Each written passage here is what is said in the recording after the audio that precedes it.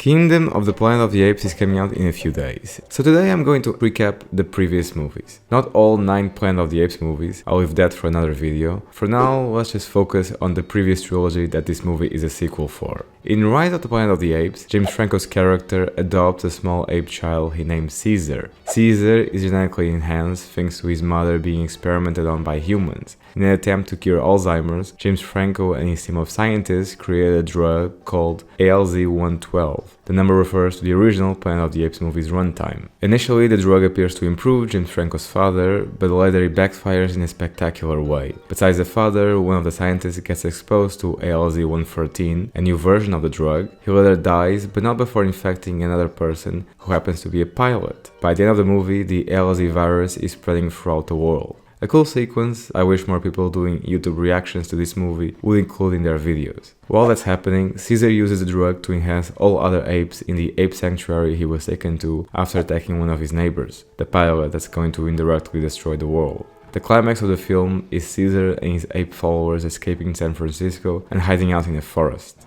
Dawn of the Planet of the Apes picks up several years after the events of Rise. Humanity has been utterly ruined by the effects of the ALZ virus, which they renamed the simian flu. That's a nice way to distort history and make it seem like it was the apes' fault all along, when in reality, this downfall is man's own doing. Similar to how in the original movie series, it was mankind's usage of nuclear weapons that destroyed the world. Literally.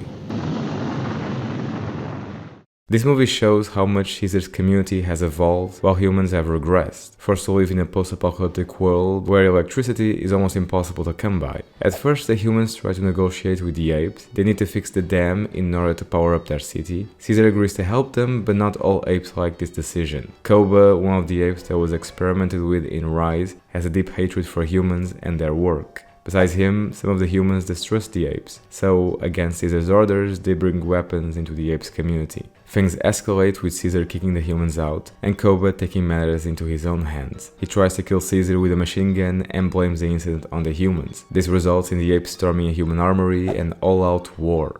The apes win.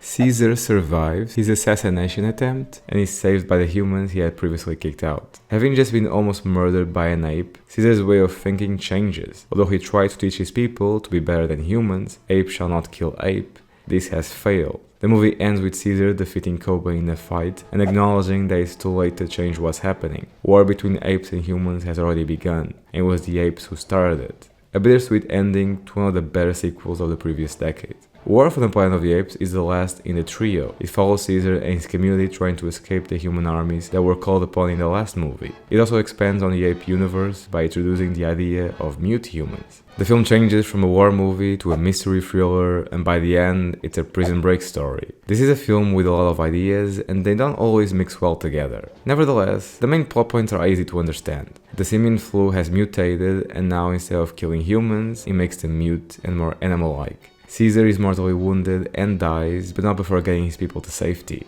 War for the Planet of the Apes was released back in 2017, almost 7 years ago. It was directed by Matt Reeves, who also did Dawn and most recently the Batman film. Kingdom of the Planet of the Apes has a new creative team behind it. It's from the same director as the Maze Runner movies. I suppose that's not the worst thing ever, but the writing team is one that leaves something to be desired. Having people who worked on the story of Avatar: The Way of Water is not something I look forward in a movie. Go watch that review if you want to know more.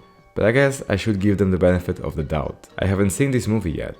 I'll try to see the movie as soon as I possibly can. In Portugal, it gets released on May 9. Hopefully, I'll get to see it on that day. Anyway, see you next time.